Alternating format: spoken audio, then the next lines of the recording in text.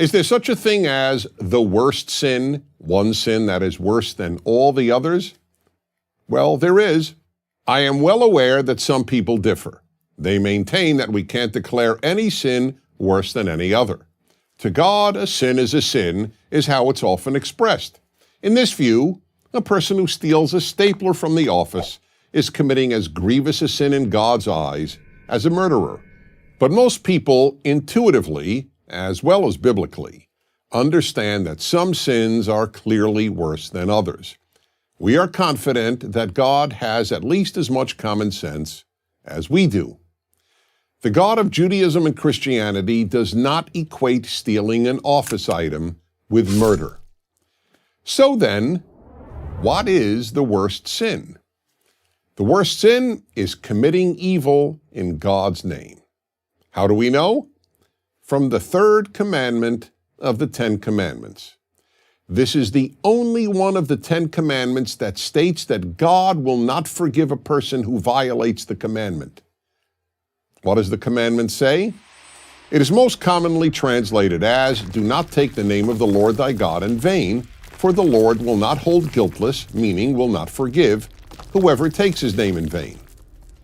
Most people understandably think that the commandment forbids saying God's name for no good reason. So something like, "God, did I have a rough day at work today," violates the third commandment. But that interpretation presents a real problem. It would mean that whereas God could forgive the violation of any of the other commandments, dishonoring one's parents, stealing, adultery, or even committing murder, he would never forgive someone who said, "God, did I have a rough day at work today?" Let's be honest. That would render God and the Ten Commandments morally incomprehensible.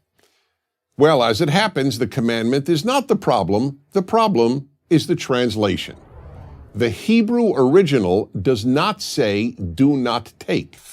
It says, "do not carry." The Hebrew literally reads, "Do not carry the name of the Lord thy God in vain." One of the most widely used new translations of the Bible, the New International Version, or NIV, uses the word misuse rather than the word take. "You shall not misuse the name of the Lord your God." This is much closer to the original's intent.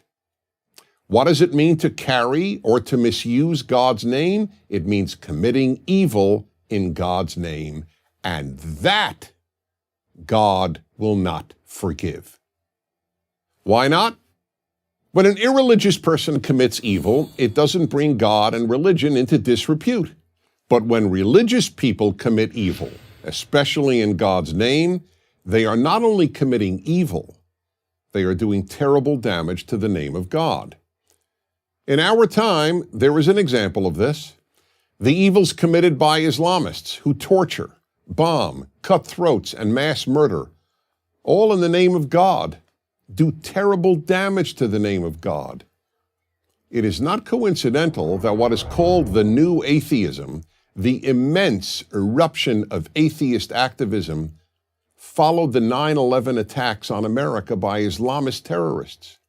In fact, the most frequent argument against God and religion concerns evil committed in God's name, whether it is done in the name of Allah today or was done in the past in the name of Christ. People who murder in the name of God not only kill their victims, they kill God too. That's why the greatest sin is religious evil. That's what the third commandment is there to teach. Don't carry God's name in vain. If you do, God won't forgive you. I'm Dennis Pragger. Join Prager University, subscribe to our YouTube channel, and sign up for free at PragerU.com.